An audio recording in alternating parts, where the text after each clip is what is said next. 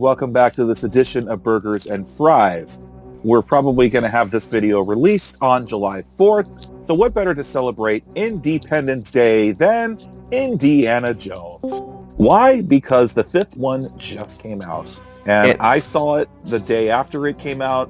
DJ here saw it the day it came out, and I'm sure the rest of you have seen some of the other Indiana Jones movies. So let's start off with the very first movie in the franchise, Raiders of the Lost Ark. So I'm going to start with you, DJ. What did you think about this one? 10 out of 10, classic. It's in my top 10 favorite movies of all time. I remember watching it as a kid for the first time.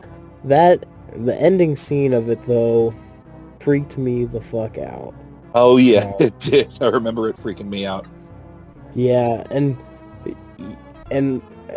yeah, it kind of traumatized me for a little bit, to be honest.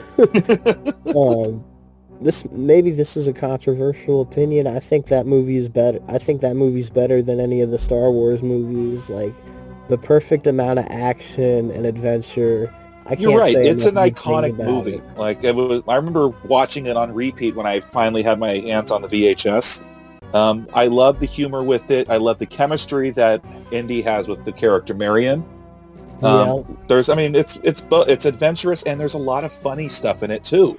Like, the most favorite scene of the entire movie is when the swordsman just gets shot by Indy. Oh yeah. Tony, you said you've seen the first one. So what did you think of Raiders? I thought it was fucking awesome, especially lead that one scene where they shoot the truck and the gasoline comes out and stuff like that, and everything starts on fire. That was one of the best parts of the movie right there, that's for sure. Good. So one of my favorite moments is when he's in the truck and they're all chasing him. So and he's usually ramming all the Nazi cars off the road. So he rams a car off the road, then he rams another truck off the road, and then some guy in a scooter bike comes up. So it doesn't even cut to him. He just does a simple, and just pushes him off the road. Yeah, because like it's actually funny with that one scene where the person shoots the truck and the gas comes out. I saw that scene a long time ago before I knew of Indiana Jones. I was wondering where the heck the scene came from, which movie. Lo and behold, I'm watching the movie I had the Blu-ray collection, and lo and behold, it's right there, it's just staring me in my face. And yeah, it's a solid 10 out of 10 as well. It was nice to see a different side of Harrison Ford. Instead of him playing Han Solo, he's playing as another person, so that was awesome right there, definitely. Well, speaking of Han Solo, okay, so we have to mention that this was a project that George Lucas and Steven Spielberg basically collaborated to do together. You have George Lucas producing, you have Steven Spielberg directing. You have the score by John Williams, which is including the iconic theme that we get from the Indiana Jones. Oh yeah, do do do do do do do do do do do do do do. So what I heard is that it was actually a mesh of two different themes that he came up. So like so they played him two themes, and then they were like, why don't we just use both? A lot of movies and other shows have done many alterations of Indiana Jones themes, like parodies like that, and you know that theme is a big icon that will live on forever and ever and ever. Right, as is the show. Now, Indiana Jones, we know, got a lot of its inspiration from old movie serials that Steven Spielberg and George Lucas grew up with. So a lot of those scenes are kind of like scene-for-scene remakes of stuff from those days. Yeah, and of course, if you want to talk about series, have you ever heard of Young Indiana Jones? You ever heard of that series? I have heard of it, and the only reason why I heard of it was because whenever I watched The Last Crusade, which we'll get to on VHS, there was a big old commercial about it. Oh, yeah. That Young Indiana Jones, I do remember that. It was on ABC Family, and yeah, these people have a family channel. It was like some Father's Day, a weekly Father's Day series that they had on there. That's how I remember it. It was Father's Day when they were airing that thing. Right. But we're here to talk about the Indiana Jones movies. So I know we all kind of agree that we love Raiders of the Lost Ark. I mean, there's really nothing much more that we can say that hasn't been said before about it, other than our favorite bits from the movie, what we like about it. I mean, I think that the villain of the movie is also memorable too, and especially the guy in the black coat. Who gets his face melted by the Ark of the Covenant. When I was in 7th grade English class, our English teacher to provide examples of storytelling English literature tropes like rising action and falling action and climax and conflict, things that because we're learning about terms for writing and all that. She just went over word for word, in class, just talked about Raiders of the Lost Ark and just went over the story of Raiders of the Lost Ark. And that was our lesson, was just her talking about the Raiders of the Lost Ark movie, but also connecting it with English writing. So that what I remember thinking, that's cool. But now we have to go to the next movie, which is Indiana Jones and the Temple of Doom, which many people don't remember is that it's actually technically a prequel to Raiders of the Lost Ark. It's set a few years before Raiders of the Lost Ark, which I think is the reason why you don't have Marion return, so why Indy gets another girl in the story, because they're also drawing inspiration from James Bond. So they're thinking, hey, well, you know how James Bond has a different Bond girl every movie? Let's have a different girl for Indiana Jones every movie. I suppose that works. But unfortunately, all right, a lot of people for Temple of Doom hated Willie Scott in this movie, and I can understand why, because Willie Scott is the complete opposite of Marion. Marion in the Raiders of the Lost Ark is strong, independent, has great chemistry with Indiana Jones, all right, has good one-liners, capable of taking care of herself. Willie Scott, played by Kate Capshaw, is the complete opposite. Screams, is helpless most of the time. Temple of Doom is kind of an interesting movie for me, and interesting for me in the fact that I feel like I've seen its trajectory kind of change over the years. When I was getting into Indiana Jones, I remember a lot of people in my circles at least said that it was the best one. And nowadays, especially talking to some of my other friends, whether it be online and in real life, it seems like it's kind of the one that of the original trilogy seems to be the least favorite now. As far as I go, I think it's a really good movie. I feel like it's definitely the darkest movie of the Indiana Jones series. By far, it is the darkest one. You have Mola Ram ripping a guy's heart out and then laughing as the heart is flaming. I mean, this is really good, gory stuff that Indiana Jones did. And take to a really dark atmosphere. Voodoo played on him. You have Indiana drinking blood and being put under a spell. It goes to a really dark place. And my oldest brother actually he thought that was the best one. Like, that was his favorite out of the original three. And there's lots of stuff I love about Temple of Doom. We love Short Round. He brought a lot of good stuff with it. I mean, Mola Ram, he's not really in the movie that long as the villain, but we remember the things that he did. Yeah, he leaves an impact. He does. But this is the movie that became the reason why the PG-13 rating exists. They decided, well, this movie is too intense for PG, but it's not intense enough for rated R. So let's make this PG-13. But yeah, it definitely is one of the more. It's probably the most intense out of the two movies. So it is. If it's not someone's cup of tea because it goes too dark, it doesn't have as much humor in it as Raiders of the Lost Ark does. They don't necessarily like the female lead. I get why, but I still love Temple of Doom. There's also one of the themes that's strictly from Temple of Doom that's also right up there. I mean, not just the Raiders of the Lost Ark, but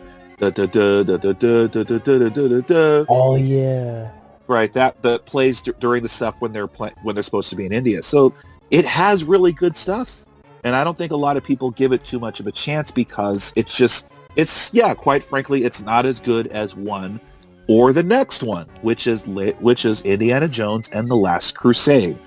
And there, of course, is one big reason why Last Crusade is awesome. 2 words: Sean Connery. Yes, his character just makes that movie for me. He does. Also, there was a lot more humor in this movie compared to that one. Because you have Harrison Ford and Sean Connery just basically giving riffs off each other and jabs at each other. But the chemistry with the two of them was just amazing. Yeah, Last Crusade, it's probably my second favorite indie movie. I feel like, and I was telling some people, I think at the time I felt like it was pretty underrated, but now looking at how people view the films now, I'm not sure if that's so much the case anymore. But it's overall almost kind of feel good in a sense. But yeah, I enjoy it. But again, it's also been a long time since I've seen it. It's all right. No, but and then you learn that at least you've actually seen it. Well, what stopped you from seeing 2 or 3, Tony? I don't know. Just one day when I had the house to myself, my plan was to watch all the Indiana Jones films, the first 3, and then I don't know, some just came up and I just didn't watch the other 2. I don't know why. I mean, that's on me. It's not the movies themselves. It's all on me. It is totally on you because you're missing out, especially Last Crusade, dude. I've heard good things about it. Don't get me wrong. You've got to watch it just for the stuff, just for the back and forth between Indiana Jones and Sean Connery's character, who's his dad. And again, they drew inspiration from James Bond, so what better way than to have the original James Bond alongside Indiana Jones? All 3 of the movies, the action is all pretty good. Again, it's all done with practical effects. It's all done with real stunts. So the really famous scene where Indiana Jones jumps from a horse to a moving tank, he actually did that. And then the other thing, of course, we have to talk about is just the supernatural elements. Because a lot of people will quip about the next film in the franchise, which I know a lot of us probably have stuff to say about this one. Oh, I do, yes. I'm sure you do. But again, all 3 Indiana Jones movies prior have done stuff about the supernatural. You've had the Ark of the Covenant destroying a Nazi army. You've had the Temple of Doom going over Hindu stuff that also with supernatural elements, and Kali Ma. And now you have Last Crusade, which is the Holy Grail that also has the power to heal and restore life. I'm sure all of us are now wanting to talk about the 4th film. What went wrong? Oh man, I remember seeing this film in theaters, and I was like, I feel like everything that made an Indiana Jones film good was like scrapped. I mean, I like that it's set in the 50s. It's dealing with Soviets, or Soviet spies, if you will. Although I do forget at times that Cate Blanchett plays the villain.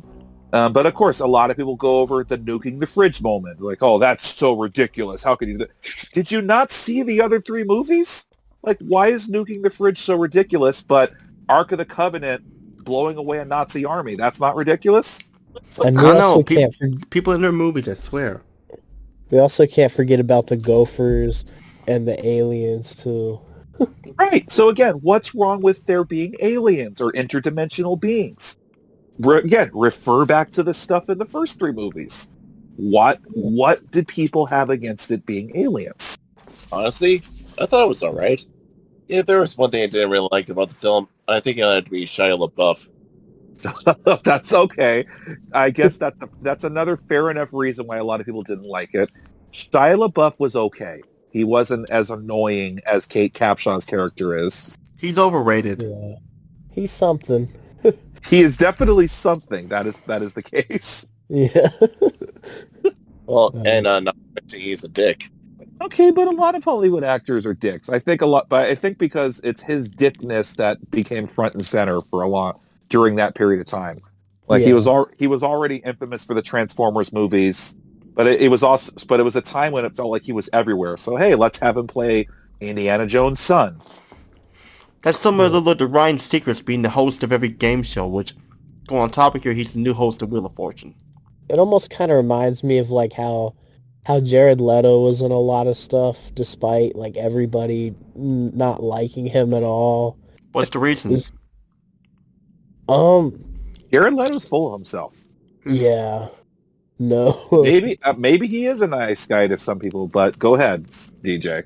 Nah, he's known for being a bit out there and other stuff. But Kingdom of the Crystal Skull has a very interesting history with me. This was the first Indiana Jones movie that would have came out during my lifetime, and I remember seeing it in the theaters. And as a young kid, I enjoyed it a lot. And I was just getting into the Indiana Jones films, and I think before I went and saw it in theaters, I did at least see the first three. Um, I have seen this one within the last couple years again. Um, I don't hate it. I think for a late stage sequel, um, it could have been worse. But at the same time too, it's like it's still a late stage sequel. That still has some little issues. But it's not the worst. It's not the worst thing in the world. I will go ahead and say it's probably my least favorite of the whole entire series, though. Right. I think a lot of people also just dislike the CGI in it as well. They were like, wait, this isn't the practical effects that we're used to. It's a CGI mess. So I can see Yeah. why that turned off a lot of people as well. But again, there is some good stuff in it. There is some interesting dynamics. It brings back Marion Ravenwood. And and it also felt like it had a decent ending to it too. And so, all right. A lot of people, I mean, you had the South Park episode say, oh, they raped Indiana Jones. That Yeah. was ridiculous. What was ridiculous about it? Oh, their friend was raped, and their friend is Indiana Jones. How could Indiana Jones be their friend who was raped? Doesn't make any sense. It was just, I guess it was just a clever way of saying, oh, it's not the Indiana Jones we remember. I think they were just they were making fun of the audience reaction to it. Yeah, Yeah. but I to have enjoy- all I the en- kids crying and stuff like that, that was a little weird, but okay, That's- they're but crying that's over a what movie people were- character. But that's what people were doing. They were Oh, literally yeah. crying over it. They were like, no. Mikey, did you see the fourth film? I think it was just average. I Okay. remember more. I remember more Indiana Jones because of the Disney's Hollywood Studios ride, the Great Movie Ride. Right. There's the Disneyland attraction ride that I've been on so many times. Oh yeah, the Disneyland ride too. But I remember it more for the Great Movie Ride, where you go through the movie. You Okay. see like the ending of Lost Ark. Right. So, okay, and I guess that's another reason why people just really shit on Crystal Skull. They're like, well, it's an average movie. It's not a good movie. It's an average movie. Okay, fair enough. But Yeah. who'd have thought that they were going to make another Indiana Jones movie 13 years later or whatever? I didn't think it would happen. And lo and Yeah. behold, it happens. And the fifth Indiana Jones movie, Indiana Jones and the Dial of Destiny, Sounds like just came out. I saw it the day after it came out. DJ Yeah. saw it the day it came out. DJ, what did you think of the fifth movie? I think for what could be done with Indiana Jones at this age, I think it was decent. I think it was a decent movie. It's nowhere near as strong as the first few movies, but I mean at this point I don't think that's what they're wanting to aim for. No, they want to get Harrison Ford at the helm one more time. Nothing is ever Yeah. going to match the original trilogy. I mean, yes, I guess we can call it the original trilogy, and then Yeah. call these the sequels or whatever. reboots or whatever. No, it's not a reboot. It's still Harrison Ford. It still takes place in the same universe as the original trilogy, so it's not a reboot. Overall, I enjoyed it. It kind of shocked me to hear a Beatles song in this movie, because those songs are notoriously expensive to use in movies. But I mean, they had the budget for it. But yeah, I really enjoyed the movie. I will say one thing that was a little off-putting to me was the first sequence on the train. 'Cause Okay, they, so the flashback, you mean? yeah, because Okay. they de-age Harrison Ford, and it kind of, like, I don't think it looked terrible, but there was something still just a little off about it. It's because it was 70-year-old Indiana Jones' voice in 1944 Harrison Ford's body. It just doesn't fucking work. And then, unfortunately, because due to his age, like, they have to CGI him running. Did not find, and I mean, it wasn't her. It was kind of the purpose. I did not find the sidekick, the main female sidekick, likable at all. She wasn't really likable at all to me either. I didn't hate her, but I'm like, I don't feel like I'm rooting for her. And again, part of the movie, she's actually doing her own thing. Like, Indiana Jones has to stop her from doing her own thing. Yeah. You know, she's kind of in competition with Indiana Jones rather than helping him at this point. So, and some people would like to say, well, she's totally a Mary Sue. She's perfect in every way. She doesn't have anything wrong with her. So I'd like to say, okay, fine. If you want to say she's a Mary Sue, then she's a Mary Sue. But if you don't think she's a Mary Sue, then she's not. But I have nothing to say. I haven't seen that film. Right, because of your bullshit. Oh, I don't see anything past the 2000s. No, past 1999. In other words, past the 2000s. Exactly. Tony. Well, technically, some Kirsten Dunst films I'll watch after that 1999, but that's like one thing. Oh, does Tony do that? See Melancholia. You can definitely see two reasons why Kirsten Dunst won an award for that one. 1 and 2, topless. I thought the fifth movie was fun. It was, you're in the theater. There's bits and pieces of it that, like, yeah, okay, this is still pretty enjoyable. Because again, it's Indiana Jones faced with his own mortality, with his growing age. And then, spoiler, you find out the reason why Shia LaBeouf isn't back is because his character died before the next movie. So he's separated from Marion because of parental grief. And again, having a brother who passed away, seeing the grief that my parents went through, I get it. A son dying is not necessarily something two parents can just bounce back from. That part I can understand. Me too. But, at least I will say that it does give, I think, a good ending that Indiana deserves. I'm kind of glad they didn't kill Indy off in this movie. Oh, God, could you imagine if they killed him off and, now we got to follow the Helena character. Tune in next time for the adventures of Helena. Indiana Jones. There would be nobody in that. There would be nobody going to the movie theaters. Yeah, nobody would want to go to it. There's no passing of the torch moment. And if it was supposed to be a passing of the torch, nobody would have enjoyed it being a passing of the torch because they would have seen right through it. Because we've already seen it with Rey in the sequel trilogy with what they did. At least they handled Indiana Jones better in this movie than how they handled the original Star Wars characters in the sequel trilogy. Yeah, we know about that. You won't believe this, but I think I heard that Kathleen Kennedy might be getting fired soon. For what? Well, the failure of Indiana Jones 5. Yeah, supposedly this might be a bomb. It got my money, but it may not be getting enough money in return. Yeah. Critically, it's doing... I looked on Rotten Tomatoes. I guess it's got a 68%, which isn't bad, but it's not the... You can still do better. It could do better. What did the audience score say, if I may ask? Let me look. Let me pull this up real quick. And remember, folks, that The Last Jedi got a really high critical score but it has the lowest audience score. You got that right. So critical score doesn't necessarily mean, it's a good movie. And not to mention, Rotten Tomatoes gave Cuties 86%. I forgot about that shitty film. So the tomato meter is 68%, but the audience score is 88%. Oh, the audience actually likes it.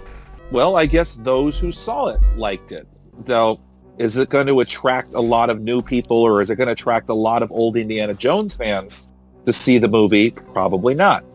Because they're probably because there's Disney on it. So I think there's just a lot of people that are just done with anything Disney going over the IPs that they enjoyed growing up with.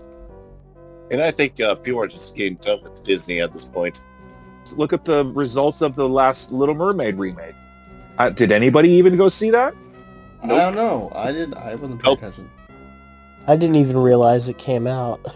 So that just goes to show how much of an impact everything is happening with the Disney franchise. Yep. So Well, so I think we can all agree, gentlemen, we love the first three Indiana Jones movies. DJ and I are fine with the 4 and 5, but I do understand why people don't like 4 and 5. Well, this has nothing to do with the podcast, but I will definitely look into watching them. Definitely, I'll look into. Yes, Tony, you definitely need to watch 2 and 3. 3 it's probably my favorite out of all of them. Even though I know that Raiders is a better film, I think 3 is the most enjoyable out of all of them, just because of Sean Connery and Harrison Ford. No outright stinkers with the series. Just solid overall. Yeah, there's really no bad Indiana Jones movie. We can say that there's bad Star Wars movies, but there's no bad Indiana Jones movies, and that says a lot.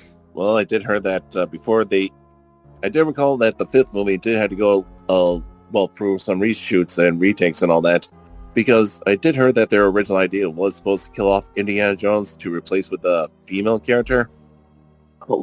I'm so glad they didn't. Yeah, I'm glad that. they didn't do that. They avoided disaster. I mean, to be fair, Harrison wanted Han Solo to die. If they were to kill off Indiana Jones, because Harrison has said it would be his last time that he did it, I'm sure he wouldn't care, because he's just the kind of guy that if people ask him fan questions about Han Solo or Indiana Jones, he's like, who gives a shit? So that's all we can say about this franchise, gentlemen. Anything else you want to say? Nope. Except for bad. Check them out. But check out the video games too. No, you check out the 2 movies, Tony. I was just gonna say, for a general rule of thumb, anybody that wants to get into these movies, watch the first 3, and then if you feel like you have the itch for more, then go to the next 2. But definitely the first 3 are essential. Yeah, you don't have to watch 4 and 5. And my thing is, if you did not like 4, you're probably not going to like 5. Maybe for those out there celebrating independence, you could celebrate it with some burgers and fries, if you will. Yes. And, I see what you did there. I see it too. Oh, all right. That's what we're going to end it on today, gentlemen. I am Desert Cat 22. Thank you for listening.